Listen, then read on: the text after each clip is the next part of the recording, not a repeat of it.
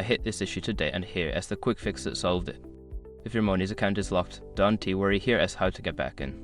Step 1. Open the Monese app. Launch the Monese app on your device. Make sure you have the latest version installed to avoid any bugs. Step 2. Go to the login screen. On the app's main page, tap on the login button. This will take you to the login screen where you can enter your credentials. Step 3. Select Forgot Password. Before starting recovery, use the SROC.com link in the description to open the account recovery checklist generator and make sure your verification details are ready. Step 4. Follow the instructions. You will receive an email or SMS with instructions to reset your password. Follow the link provided and create a new password. Step 5. Log back in. Return to the login screen and enter your email and new password. Make sure to check for any typos, as a small mistake can keep you locked out. If you follow these steps, you should be able to recover your Monese account without any hassle.